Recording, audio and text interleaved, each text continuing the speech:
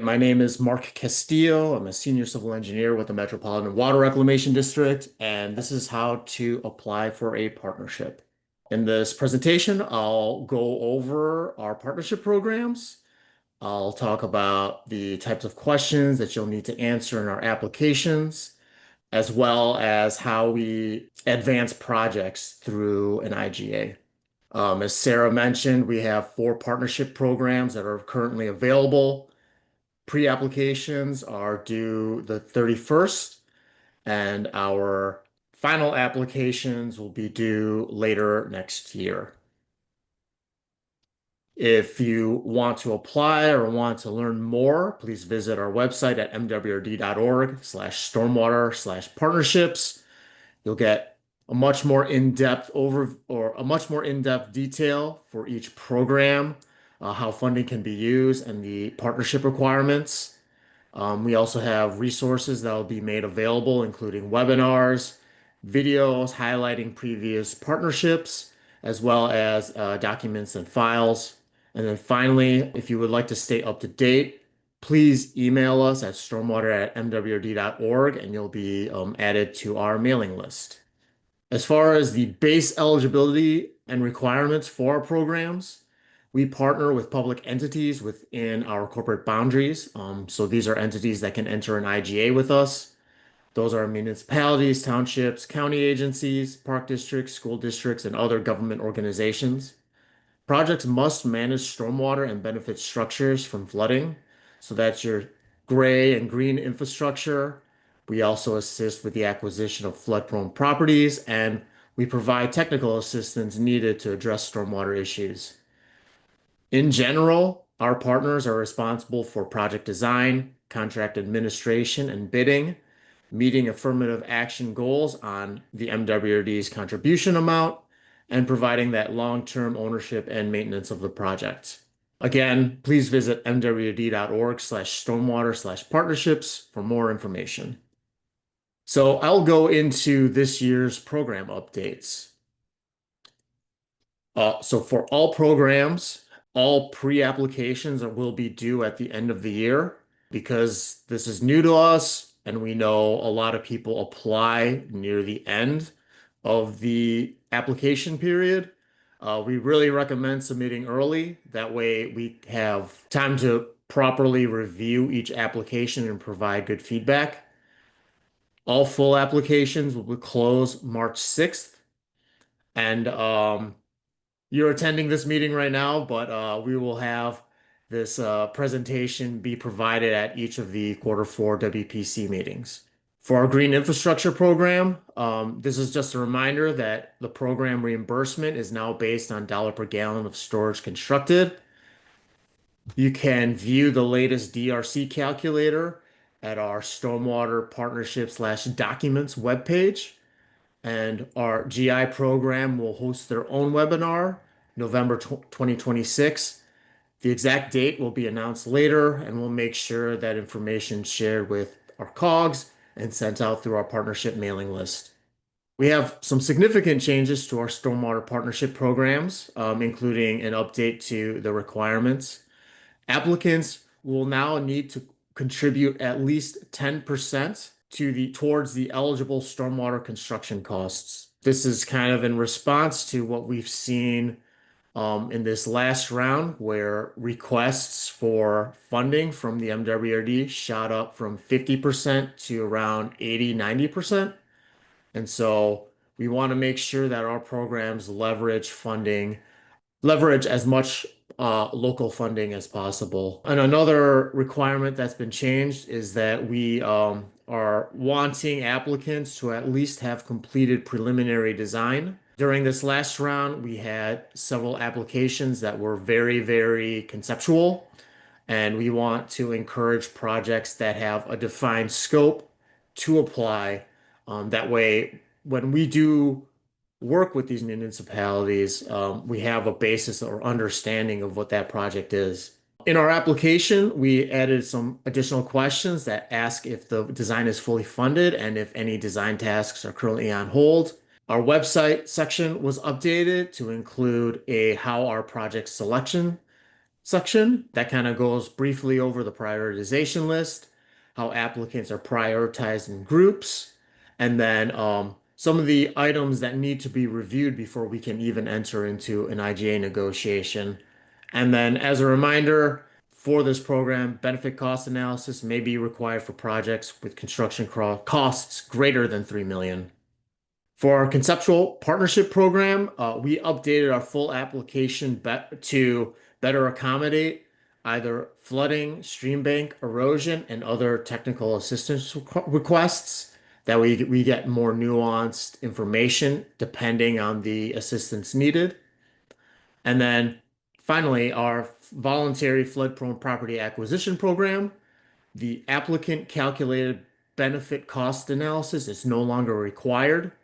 The MWRD will calculate those BCAs, and with the idea that acquisitions costing more than the 365K, which is the FEMA predefined, which is based off of a simplified FEMA number, we'll need to run a full BCA. We clarified some of the funding language on the website and making sure that it's understood that reimbursement is based on the appraised value of the property and that there is a max reimbursement percentage for the community. In our application, we added some additional property and homeowner questions just to get a little more information about the property being acquired.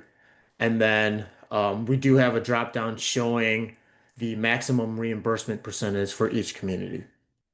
All right, now on to the meat of this presentation, what makes up an application. Typically, there's four categories of questions.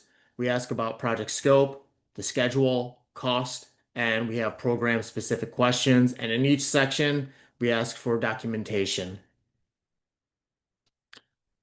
First, going on to project scope, we ask applicants to describe the existing site. This is important to us because it helps us understand why a project may be needed, if it's compatible with our programs, and to identify any key design tasks or scheduling milestones. So we ask how the site is used, what nearby structures there are. Is it residential, commercial? Are there critical infrastructure located nearby? What unique features exist? So bodies of water, environmental conditions, are there low areas where water pools? And who owns the property near the project? We do have some quick questions asking if the project is in the combined or separate sewer area, if it's within the floodplain, if there's any ongoing work or planned work nearby. We also want to know, is the application that you're applying for, is your application a part of a multi-phase project? And then finally, we also have some GI specific questions as well, which are the important ones to note are the high groundwater and soil infiltration rates, as that can affect the effectiveness of the GI and the DRC calculated. We also ask applicants about flooding in the area. We ask you to describe the type of flooding. So is it overland flooding and sewer backups? We would also like for you to provide information on the extent of that flooding and the location and any historical information like the depth and frequency of that type of flooding. What type of infrastructure is affected? So is it residential buildings, backyards, alleys, commercial buildings, highways, roads, critical infrastructure? And more importantly, what is the broader impact to the area within and around the project site? So not just describing the infrastructure, but how that flooding can affect the area. So, you know, does that cause massive traffic backup? How long does it take for, residents to access a critical infrastructure? Is the flooding that occurs like long in duration? And does it take residents a long time to recover from these events? So just talking a little more broadly about the impacts of the flooding in the area. Some good documentation, probably the most common ones that we see are those 311 calls, photos, and news articles of past flooding. Because we want applicants to have completed preliminary design, there should be some type of flood study or H&H modeling available, labeling those events with the estimated flood depths. There are some other resources available, such as our DWPs, FEMA inundation maps. You can even look at our stormwater inundation mapping application, and then other information like site plans, utility sheets, permits, environmental reports. That helps us kind of understand the current site and any conflicts that could occur. Going on to the project scope, we really want applicants to provide a detailed description of the project. So many applicants kind of just very briefly describe their project and really rely on all of the various attachments that they provide. Providing a description really helps us understand the project that you're trying to implement and the benefits for that. So going into each of the elements that are being installed and describing how that project will reduce flooding or manage stormwater runoff. Going into other items such as like the easements, permitting needed, what non-stormwater elements there are, and maintenance and management of your project will help us better understand some of these more time critical and IGA specific negotiation items. And then we also ask applicants to summarize the benefits by providing some type of um, documentation or mapping of benefits. So that's kind of like your structures benefited and stormwater detention to be provided. If it's a green infrastructure project, the types of GI being installed and the DRC calcs, laying out a map of the homes being removed from the floodplain, a description of the post-project use, including even a conceptual drawing or map, will help us understand the project benefits. And then just re-emphasizing that benefit cost analysis may be required for some applications. So again, project scope documentation, we have your drawings, O&M plans. If it's a GI project, your design retention capacity calc. And then for our SPP program, benefit cost analysis. And then on the right here, we have exhibits, kind of showing before and after the project, showing what structures are benefited or showing a reduction in flood area. And then for our GI program, we usually ask applicants to provide the tributary area draining into the GI. One thing to note about this documentation is sometimes or not sometimes, we have recently been getting a lot of drawings with very minimal information. So literally a square on a map that just says detention and a line that says stormwater improvements. You can see here from the examples that I provide, incredible details can sometimes be difficult to come by if your project's still being developed, but at least tying the documentation that you're providing and kind of labeling the map so that we can kind of understand where all of these different elements are will help us better understand your project. All right, now on to the next portion of the application, which focuses on scheduling. We typically ask for expected design completion, your expected contract advertisement and award date, and the duration of that construction. This is used differently depending on the program. For a GI program, we have a set design, IGA execution, and construction milestone dates for each round. So the dates that you provide are considered very strictly, and we want to make sure that you can hit certain target dates within that program. For our SPP program, FPPA, and conceptual, those dates are used more loosely. And we try to understand your project timeline so that we can better coordinate with both our funding and any other funding that we may receive from federal, state, or local sources. We don't try to view this as a strict thing and try to match your timeline. We're trying to coordinate multiple funding sources and trying to hit and make sure that we can schedule out over a period of years. There are some scheduling milestones that we look at more closely, and I'll go over those. So that is one of them is right of way. This is needed to access the project site, build the project, and maintain it. We ask applicants to describe the remaining property easements Property and easements to be acquired, including who the current owner is, items to negotiate, and the status of those negotiations. If you're negotiating with another public entity, we need you to describe who will own and maintain the stormwater improvements. MWRD cannot fund projects on private property or leased property. We also ask about additional funding sources that the applicant may be applying for. It takes time to apply, execute an agreement, and sometimes there are pre-award requirements that take time. So we ask for what the status of the application is and the anticipated award date is. And then finally, permitting.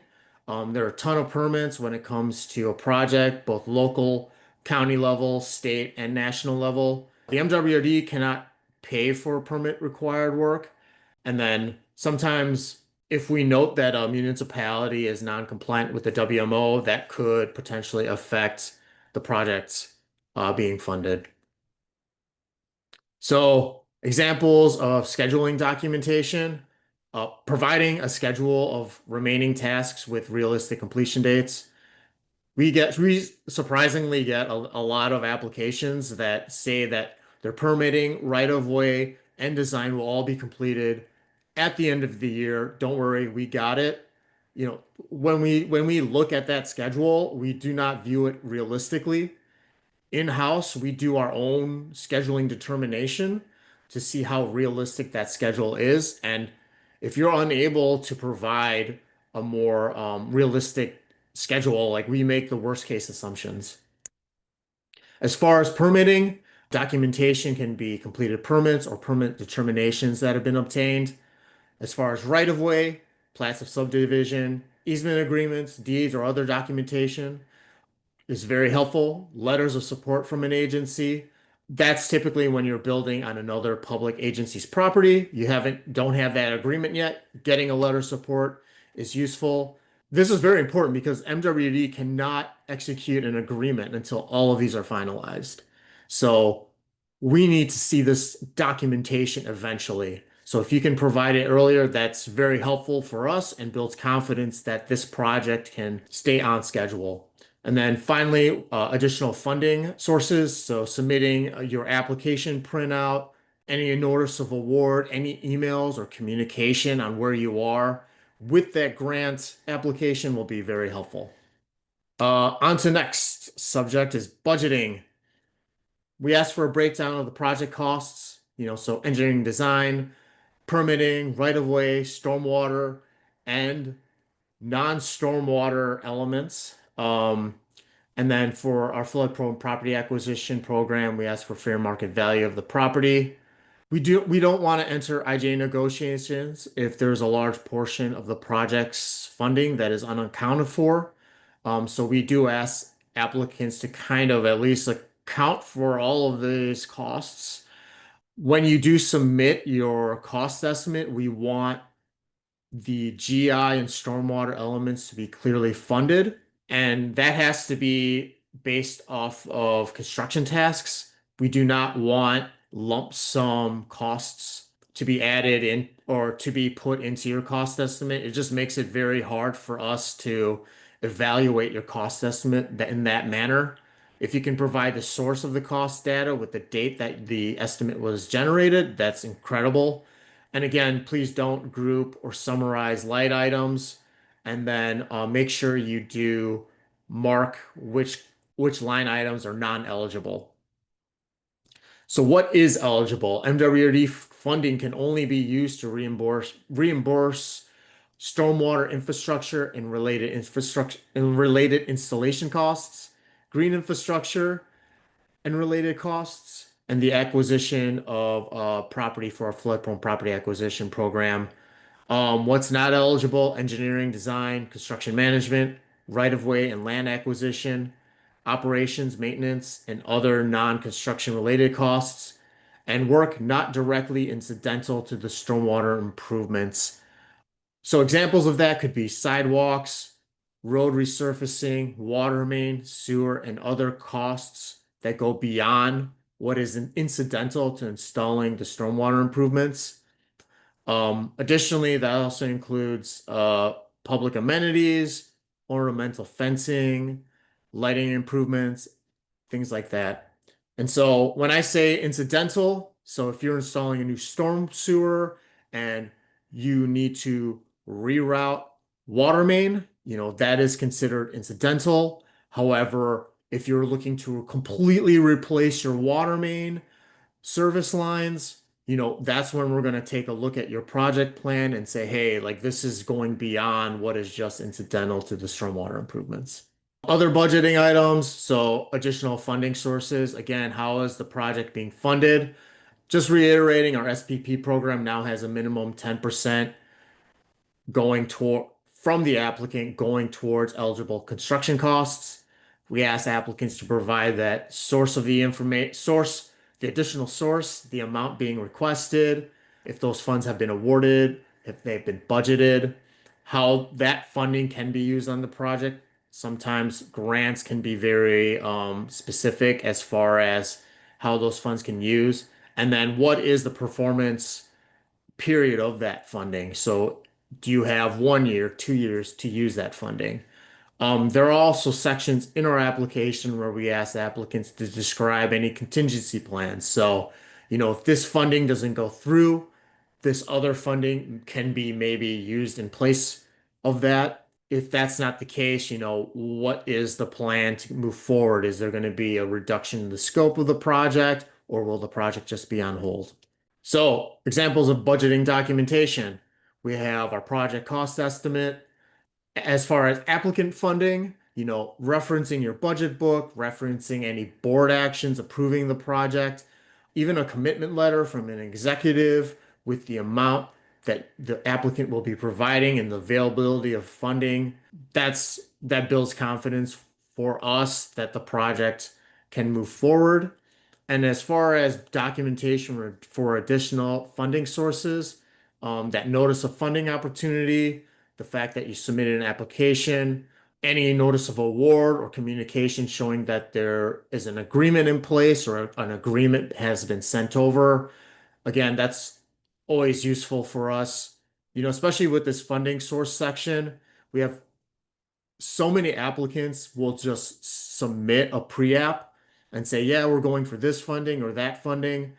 But sometimes we just do not see an application being submitted at all. And it kind of makes us kind of question, where the applicant is with their project if they aren't even able to submit for a grant. All right, this is a new section from last year, but we're going to talk about project advancement, how this goes through our um, organization once or after the applications are reviewed. A report to MWRD's Board of Commissioners is prepared for each program. This is a summary of all completed applications, including the project descriptions and the proposed benefits.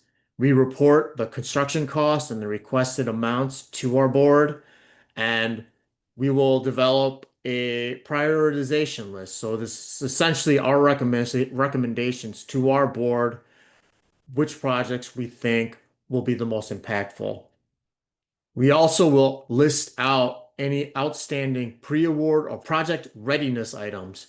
So this could be conflicts with scheduling. This could be that the applicant is applying for grants and may need more time before a determination's made. This could be that the project is reliant on the construction of another project. So we try to identify these items that could impact the project moving forward. The advancement of projects are based on the availability of MWRD funding, the prioritization of the project, and then resolving any of those pre-award or project readiness items. When we feel confident with a project, we seek authority to negotiate an IGA and enter into an IGA from our Board of Commissioners, and that is always going to be subject to the approval of our board. I talked about this prioritization list, and this really applies to our Stormwater Partnership Program because it's the most active one, but we want to maintain this as an active list of projects where we work on the highest rank groups first, trying to address those projects first. For applicants that are still on the list that do not enter into a partnership with us, we still want to maintain those projects on our list. So we have reached out to partners to confirm if their project should remain active on our list. If so, we ask them to provide a status update, and we can ask them to update their application as needed. We do make note if there are any major changes to their project because that may require a resubmittal. And that's based if the project scope or the benefits change significantly. Usually when we see that, it's a project being, sized down or a project going from one single project to a multi-phase project. That's usually when we would probably ask for a resubmittal. One of the biggest reasons why we're developing this prioritization list is because we want to be able to leverage funding that could become available through county, state, or federal sources. We will use the most recent list to identify projects for that funding. As an example, the MWRD has used the most recent Stormwater Partnership Program prioritization list to identify projects for FEMA HMGP funding. So I believe on our last list, we identified 4 or 5 projects and we applied on behalf of those municipalities for FEMA HMGP funding. And those projects were identified because we felt like, based on the information that was provided, they could provide very strong benefit cost analysis. That's the end of my presentation. Please visit mwrd.org/stormwater/partnerships for more information. Again, you can email us at stormwater@mwrd.org to be kept up to date so that we can add you to our mailing list. And I'll open it up to any questions. Yeah, thanks, Mark. Appreciate the presentation. One question I had is going back to I think you listed a 10% local match, if I'm getting the terminology correct, Yeah, for municipalities. What was it before? we did not have a requirement before. Okay, gotcha.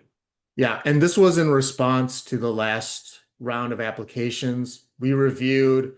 I believe we reviewed the 2024 round and the 2023 round, and the requests generally jumped up from around 50% to 80%. We had a lot of applicants asking for 100% Sure. last round.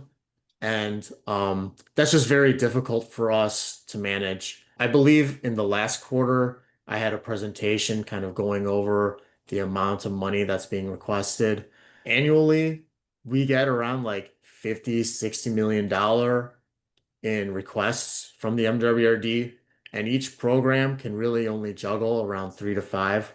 So Got it. the requests greatly outpace, what we're able to provide annually. And this is one of the reasons why we're really trying to develop these lists of projects, because should county, federal, state funding become available, we really want to heavily leverage that funding. So, Yep. Nope, makes sense. I appreciate that. is there any other questions? All right. Thank you very much.